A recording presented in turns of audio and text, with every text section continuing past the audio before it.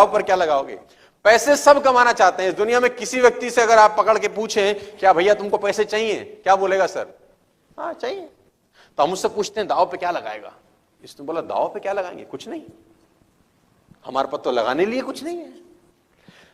ये बड़ा important line है जो मैंने नीचे के 4 शब्द लिख दिए हैं कि पैसा कमाने के लिए कुछ ना कुछ दाव पर लगाना पड़ता है यार, है ना। जब तक आप कुछ दाव पे नहीं लगाते ना तो पलट के कुछ आता नहीं है यार। वो कहते हैं जिंदगी कभी देती नहीं है, जिंदगी सिर्फ लौटाती है जो आप दिया होते हो उसको। जिंदगी कभी आपको देगी नहीं, जिंदगी आपको सिर्फ लौटाएगी। क्या लौटाएगी? जो आप उसको कभी ना कभी किसी भी रूप में दिए होगे। दाव पे क्या लगाओगे? मैं एग्जांपल देता हूं आपको। राज कपूर साहब बॉबी बना रहे हैं ना, राज कपूर साहब बॉबी बना रहे हैं। मेरा नाम जोकर फ्लॉप हो चुकी है। राज कपूर की मेरा नाम जोकर सुपर फ्लॉप होगी, बहुत पैसा लग गया, कर्जा आ गया। अब वो राज कपूर बॉबी बना रहे हैं। बॉबी बनाने के लिए पैसा नहीं है, फंडिंग नहीं है, तो क्या कर रहे हैं? अपना घर गिरवी रख दिया। क्या कर रहे हैं? आरके स्टूडियो गिरवी रख दिया, है ना। बैंक से लोन ले लिया, गिरवी रख दिया। और अगर फिल्म फ्लॉप होगी तो सड़क पे आ जाएंगे। इसको बोलते हैं दाव पे क्या लगाया। जो भी आपने एक्टिविटी करनी शुरू की, जिस बिजनेस में आपने हाथ डाला, दाव पे क्या लगाया? सब कुछ दाव पे लगा दिया कि अगर खुदा ना खास्ता बॉबी फ्लॉप हो गई तो राज कपूर साहब सड़क पे आ जाएं। स्टूडियो गिरवी है बैंक के पास, घर गिरवी है बैंक के पास, ऑर्नामेंट्स गिरवी हैं बीवी के बैंक के पास, जो गिरवी हो सकता है, गाड़ी गिरवी है बैंक के पास, सब कुछ जिससे पैसा आ जाए ताकि बॉबी बनाई जा सके, है ना। और फिर जाके मार्केट में काम करना शुरू किया, है ना। साल 2 साल 3 साल लगाए, 3 साल पैसा लगा, 3 साल एफर्ट लगे। उस 3 साल में कितना कमाया होगा जब फिल्म बन रही होगी? 0। और दाव पे क्या लगा हुआ है? सब कुछ। जब ये कॉम्बिनेशन बनता है ना, डेडली कॉम्बिनेशन, जब सब कुछ दाव पे लगे और साल 2 साल 3 साल पैसा ना आए तो डर अंदर बैठा रहे कि अगर फेल हो गया तो बर्बाद हो जाऊंगा, ये कॉम्बिनेशन आपको सफल बनाता है। बस जब ये दिमाग में, खोपड़ी में कॉम्बिनेशन रहता है ना 3-4 चीजों का कि अगर कामयाब नहीं हुआ तो मैं सड़क पे आ सकता हूं, तो वो जब कॉम्बिनेशन होता है ना, वो आदमी से उसका बेस्ट निकालवा के ले आता है फिर बाहर कि यार देख यही आखिरी मौका है, डू और डाई, या तो कर जाओ या मर जाओ। हमारी फिलॉसफी बड़ी सिंपल है, हम दाव पे कुछ नहीं लगाते। देखो दाव पे क्या लगा रहा है ये। अगर आप इससे पूछो कि तू दाव पे क्या लगाएगा, मुझसे पूछो मर्सिडीज चाहिए, बोलेगा यस सर। BMW, अरे भाई साहब आज दिलाओ। रॉयल्स रॉयस, मर्सिडीज आप ही के ले जाएंगे सर, कुछ ना हुआ तो, है मतलब। और उससे पूछो कि तू दाव पे क्या लगाएगा, ये सब पाने के लिए, लाइफस्टाइल को मेंटेन करने के लिए, जिंदगी में आगे बढ़ने के लिए तू लगाएगा क्या दाव पे?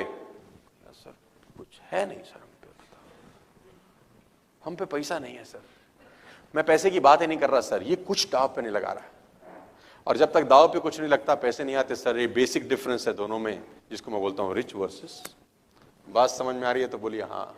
Are you getting my point? आपको कुछ ना कुछ दाव पे लगाना पड़ता है ना यार। यू हैव टू मतलब टेक सम रिस्क। वो बहुत पुरानी कहानी है, बहुत जबरदस्त कहानी है कि वो 2 राजाओं की में बैर था, बहुत जबरदस्त पुरानी कहानी है, लेकिन है बड़ी मार्मिक, है बड़ी शानदार कि 2 राजाओं में भयंकर बैर था।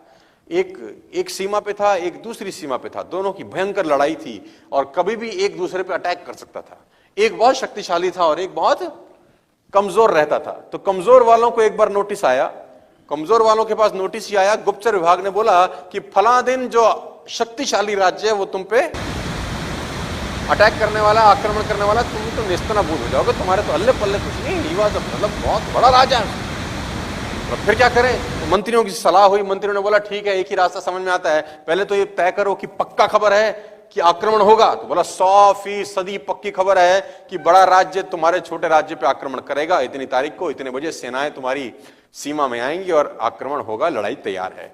अब क्या करें? उसने बोला अब एक ही तरीका है कि उन्होंने कब आक्रमण करना है, तो बोला 3 दिन के बाद। बोला तुम एक काम करो, तुम आज रात को आक्रमण कर दो, तुम उल्टा मार दो। तुमने बोला हम तो वैसे मर जाएंगे भाई, खरबूजा छुरी पे गिरे कि छुरी खरबूजे पे गिरे, कटना तो आखिरी में खरबूजे को ही है। तो बोला हम चले जाएं तो क्या होगा? उसने बोला होगा कुछ नहीं, एक चांस लेके देखते हैं, क्योंकि उन्होंने अटैक किया तो हम मरे हैं निश्चित है। हो सकता है अगर आज हम अटैक करें आनंद फानंद में, हड़बड़ी में, वो प्रिपेयर नहीं होंगे तो शायद हम जीत जाएं। तो उन्होंने बोला चलो ठीक है, मरता क्या ना करता, बेगर्स आर नॉट चूजर्स। है ना, हमारे पास तो अब कोई चॉइस ही नहीं है। तो सेनाएं रात रात में तैयार हुई और जो सेनापति था जिसने ये आइडिया दिया था उसने आगे झंडा उठा के आक्रमण की तैयारी करी और सेनाओं ने कूच करना शुरू किया। तो कहते हैं कि एक सेना और एक राज्य और दो राज्यों के बीच में नदी पड़ती थी जो उन दोनों राज्यों की सीमाओं को बांटती थी। जब वो नदी पार करने के लिए पुल के ऊपर चढ़े और पुल पार करके दूसरे राज्य की सीमा में आ गए तो सेनापति बड़ा होशियार था, उसने जिस पुल से सेनाएं उतरी थी उस पुल में भी आग लगा दी। तो सैनिकों ने बोला महाराज ये क्या कर रहे हो? बोला वापस भी नहीं जा सकते, अब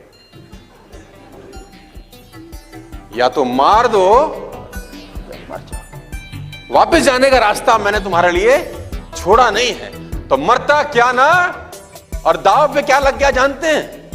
जिंदगी दाव पे लग गई।